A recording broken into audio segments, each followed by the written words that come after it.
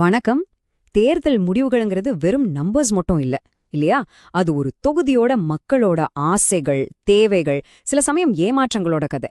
இன்னைக்கு நாம அப்படி ஒரு கதைக்குள்ள தான் போக போறோம். திட்டக்குடி தொகுதிக்குள்ள ஆழமா இறங்கி அங்க இருக்கிற மக்களோட உண்மையான குரல் என்ன சொல்லுதுன்னு கேட்கலாம் வாங்க. நம்மளோட ஆய்வுக்களம் தமிழ்நாட்டுல இருக்கிற திட்டக்குடி. இந்த மேப்ப பாக்கும்போது வெறும் ஒரு எல்லைய மட்டும் பாக்காதீங்க. இங்க இருக்கிற நிலம், தண்ணி, இங்க வாழ்ற மக்களோட வாழ்க்கை, இது எல்லாத்தையும் மனசுல வச்சுக்கோங்க. நம்மளோட ஆய்வு இங்கிருந்து தான் ஆரம்பிக்குது. திட்டக்குடிய பத்தி நாம முதல்ல புரிஞ்சுக்க வேண்டிய ஒரு முக்கியமான விஷயம் இதுதான். இது ஒரு கிராமப்புற தொகுதி. கிட்டத்தட்ட 84% மக்கள் கிராமங்கள்ல தான் வாழ்றாங்க. அப்படின்னா என்ன அர்த்தம்? இங்க அரசியல்னாலே விவசாயம், தண்ணி பிரச்சனை, ரோடு வசதி இதுங்கள சுத்திதான் இருக்கும். நகரத்து பிரச்சனைகள் இங்கே எடுபடாது. சரி, நம்மளோட இந்த ஆய்வு ஆழ் கட்டமா போகுது. முதல்ல கலை யதார்த்தம் என்னன்னு பாப்போம். அப்புறம் தேர்தல் முடிவுகள் என்ன சொல்லுதுன்னு ஆராய்வோம். மக்களோட மனக்குறைகளை ஆழமா புரிஞ்சுக்கிட்டு அதுக்கு ஒரு செயல் திட்டத்தை வகுப்போம். கடைசியா மக்கள் ஆணையை எப்படி ஜெயிக்கிறதுங்கிற பாதைக்கு வருவோம். வாங்க உள்ள போலாம். முதல் பகுதி கள்ள யதார்த்தம். எந்த ஒரு அரசியல் ஆய்வோட அடித்தளமும் அந்த மண்ணையும் மக்களையும் புரிஞ்சுக்கிறது தான்.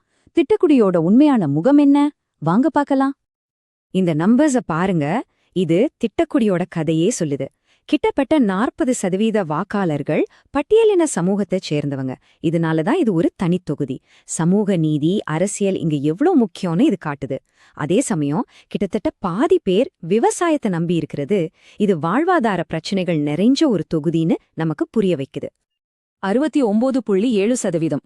இது ஒரு வெறும் நம்பரா பாக்காதீங்க. இது ஒரு தலைமுறையோட வாய்ப்புகளை பத்தி பேசுது. மாநில சராசரியை விட இவ்ளோ கம்மியா இருக்கிறது இங்க இருக்கிற இளைஞர்களோட கனவுக்கும் நிஜத்துக்கும் நடுவுல ஒரு பெரிய சுவர் இருக்குன்னு சொல்லுது. இது ஒரு அமைப்பு ரீதியான பிரச்சனை. கண்ணியத்தோட வாழ்றதுக்கு கல்வியும் தகவலறிஞ்சு பேசுறதுக்கான உரிமையும் ரொம்ப முக்கியம். ஆனா அந்த அடிப்படை வாய்ப்புகள ஒரு இடைவெளி இருக்கும்போது மத்ததெல்லாம் 2ஆம் பட்சம்தான். சரி, மக்களோட சமூக பின்னணிய பாத்துட்டோம். இப்போ அவங்க ஓட்டு எப்படி இருக்கு?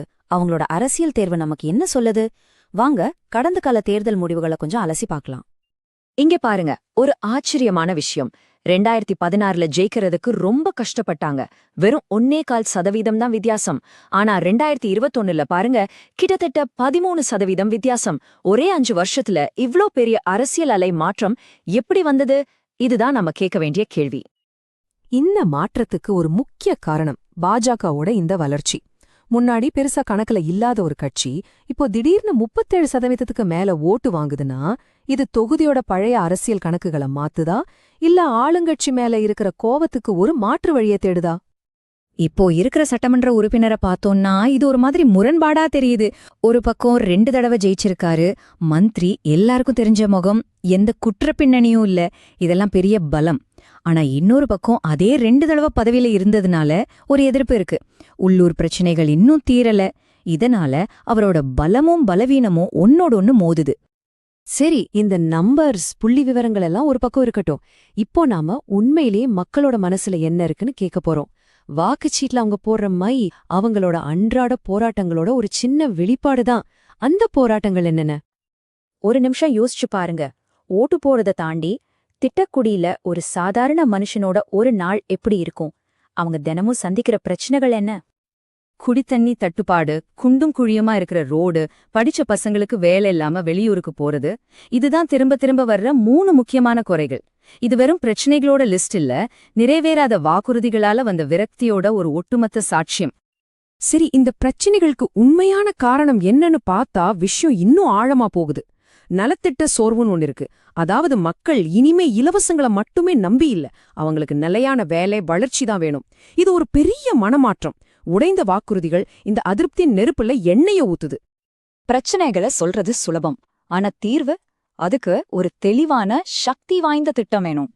இப்போ நாம சதுர்முக கோட்பாடு அப்படிங்கிற ஒரு செயல் திட்டத்தை பார்க்கலாம். பேரை கேட்டு பயப்படாதீங்க, இது ரொம்ப சிம்பிளான ஒரு ஐடியா தான். ஒரு நல்ல தலைமைக்கு 4 முகம் இருக்கணும்னு இது சொல்லுது. தாக்குதல், ஸ்திரத்தன்மை, புதுமை, பாதுகாப்பு. இந்த 4ஐயும் சரியா செஞ்சா உண்மையான மாற்றத்தை கொண்டு வர முடியும்.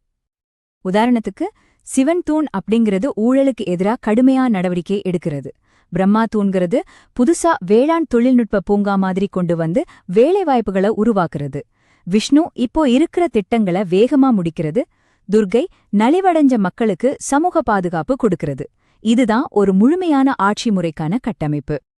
கோட்பாடெல்லாம் சரி, ஆனா இது எப்படி மக்கள் கிட்ட கொண்டு போறது? வெறும் வாக்குறுதியா இல்லாம ஒரு தெளிவான கணக்கு வழக்கோட காலக்கெடுவோட ஒரு திட்டமா மாத்தணும். வாங்க அதையும் பாப்போம். முதல் உறுதிமொழி திட்டக்குடியோட உயிர்நாடி பிரச்சனை தண்ணி. அதுக்கு 20 கோடி ரூபாயில ஒரு நிலத்தடி நீர் புனரமைப்பு திட்டம், அதுவும் 18 மாசத்துல முடிப்போன்னு ஒரு காலக்கெடுவோட. இது விவசாயியோட வாழ்க்கைய மாத்திர ஒரு நேரடி முதலீடு. 2வது உறுதிமொழி ரோடு. 30 கோடி ரூபாய், 25க்கும் மேற்பட்ட கிராமங்களை இணைக்கிற திட்டம். இது வெறும் தார் ரோடு இல்ல, விவசாயி விளைபொருளை சந்தைக்கு கொண்டு போறதுக்கும், பிள்ளைகளை ஸ்கூலுக்கு அனுப்புறதுக்கும், அவசரத்துக்கு ஆஸ்பத்திரிக்கு போறதுக்கான உயிர்நாடியான வழி. 3வது உறுதிமொழி வேலை வாய்ப்பு. இளைஞர்களோட பெரிய கனவு. 15 கோடி ரூபாயில ஒரு திறன் மற்றும் வேளாண் பூங்கா. இதுல 500 பேருக்கு நேரடி வேலை. இது வெறும் நம்பர் இல்ல, 500 குடும்பங்களோட எதிர்காலத்துக்கான உத்தரவாதம். இந்த மாதிரி திட்டங்களை செயல்படுத்தும் போது மக்களோட தனிப்பட்ட தகவல்களை ரொம்ப கவனமா அவங்க அனுமதியோட கையாளணும். அதுதான் பொறுப்பான ஆட்சி முறைக்கு அழகு. சரி, நம்ம ஆய்வோட கடைசி கட்டத்துக்கு வந்துட்டோம். இவ்ளோ தரவுகளையும் திட்டங்களையும் பார்த்துட்டோம். அப்போ மக்கள் மனசு ஜெயிக்கிறதுக்கு உண்மையான பாதை எது? நாம கத்துக்க வேண்டிய மிக முக்கியமான பாடம் இதுதான். பயனுள்ள ஆட்சி முறைதான் மிக சக்தி வாய்ந்த தேர்தல் உத்தி. தேர்தல்ல ஜெயிக்கிறதுங்கிறது ஓட்டு வாங்கறது மட்டும் இல்ல, அது மக்களோட பிரச்சனைகளை புரிஞ்சுகிட்டு அதுக்கு ஒரு நம்பகமான, அளவிடக்கூடிய ஒரு தீர்வு கொடுக்கறதுல தான் இருக்கு. இறுதியா நான் உங்களை ஒரு கேள்வி கேட்கிறேன். வாக்காளர்கள் முன்னாடி இப்படி ஒரு தெளிவான வளர்ச்சி திட்டம் வைக்கப்படும்போது அவங்க கட்சி விசுவாசத்தை விட உண்மையான ரிசல்ட்ஸ்க்கு ஓட்டு போடுவாங்களா இல்லையா யோசிச்சு பாருங்க. நீங்களும் ஒரு மக்கள் மைய தலைவரா மாறி உங்க தொகுதியை உயர்த்த விரும்பினால் blueprintstrategies.ain mgr@blueprintstrategies.ai என்ற மின்னஞ்சலிலோ அல்லது 08042041602 என்ற எண்ணிலோ தொடர்பு கொள்ளுங்க.